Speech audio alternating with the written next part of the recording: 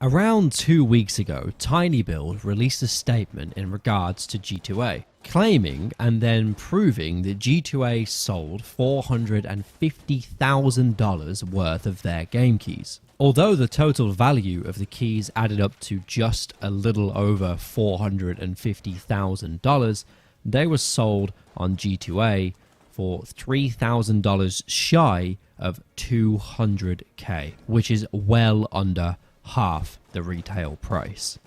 If you don't know how this cycle works, I'm going to show you. G2A.com is a global digital marketplace where just about any schmuck on the internet can list a key for a game and sell it for a set price. In these scenarios, said schmuck has managed to obtain a credit card number of a bank account that isn't theirs. They then proceed to buy as many keys as possible from websites like TinyBuild and Indie Game Stand, and they then take those keys and put them on a website like G2A. When on G2A, they set a price and they let the sales roll.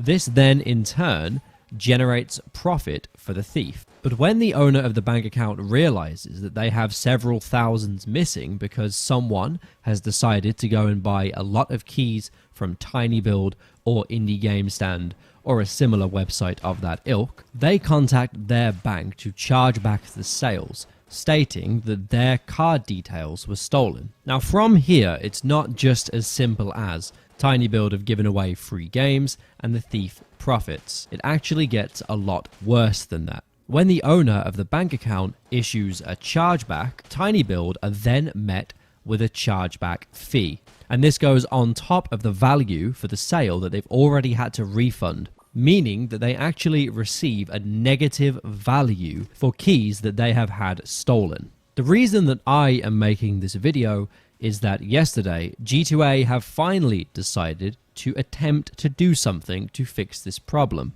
The first of the claims that they have made is that developers may now apply a royalty of up to 10% for any of their products sold on the G2A marketplace. They've also added priority placement where developers can have their own stores, and also those stores will be listed above third-party sellers. The most ambiguous and possibly one of the most ridiculous of their claims is chargeback protection. They're claiming that this is done through a system called G2A Pay, but nowhere on their website or anywhere on the internet do they actually explain how G2A Pay manages to stop chargebacks, or at least from what I have found. Nowhere on the internet is it listed that G2A Pay can stop chargebacks.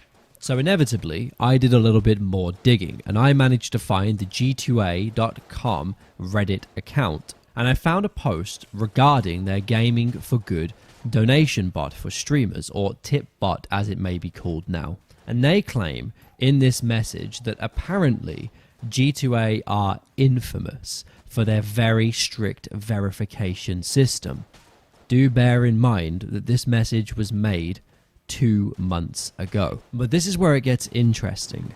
They then claim that since chargebacks are done by customers through payment operators, which is done outside of their services, 100% prevention of chargebacks is not something that can be done easily. But they, however, apparently do take great care in the utmost security of the transactions made through G2A Pay. Now do bear in mind that the TinyBuild statement was made just 2 weeks ago. Back to their more recent post on their website, they've also said that developers can get access to their dedicated database, which is where developers will have access to information to verify sales, volume, and timing to track the life cycle of every key and identify illegal practices. Now, if you want to know my thoughts on the G2A statements that they have made, in a phrase, I would say that it is utter shite. Let's go through them one by one. So the royalties on third-party auctions. This is the interesting bit.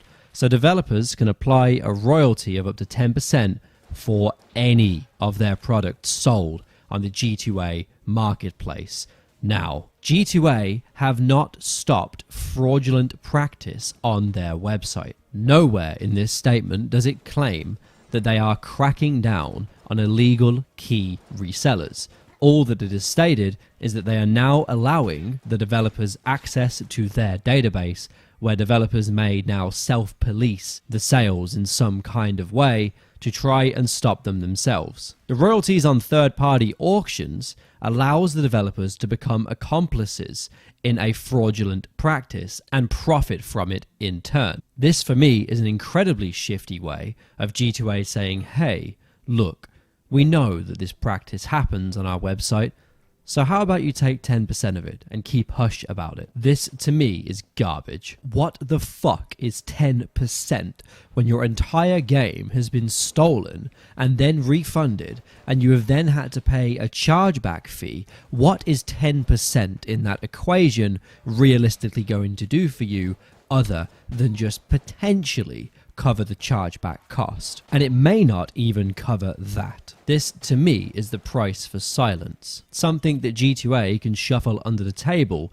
to maybe shut developers up. Oh, we offered you 10%. We promise we're doing all we can. All I see here is a statement from G2A that has attempted to increase their PR rating with the community. Nowhere in this statement does it actually address the stopping of fraudulent practices on their website and the shutting down of the constant black market that happens every single day. The practice is actually so bad that some developers have come out with statements saying that they'd rather you pirate their game than get it from G2A. G2A is essentially a way for the thief to profit from his practices. Not only does he manage to steal the keys from the developer, meaning that the developer is now hurt, but it also means that he can now profit from stealing. It seems like a way for G2A to take no responsibility for what has happened to these indie game developers' websites like TinyBuild and like Indie Game Stand, and instead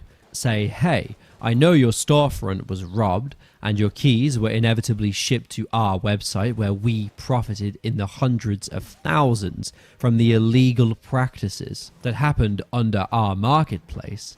But join us. Take a 10% cut for the product sold in any third-party sale, and also set up your own marketplace where you can sell your own keys. Become part of our machine. Promote the website more heavily with your own product, and inevitably rope more customers into our business practice. If anything, in a sense, this worsens the problem.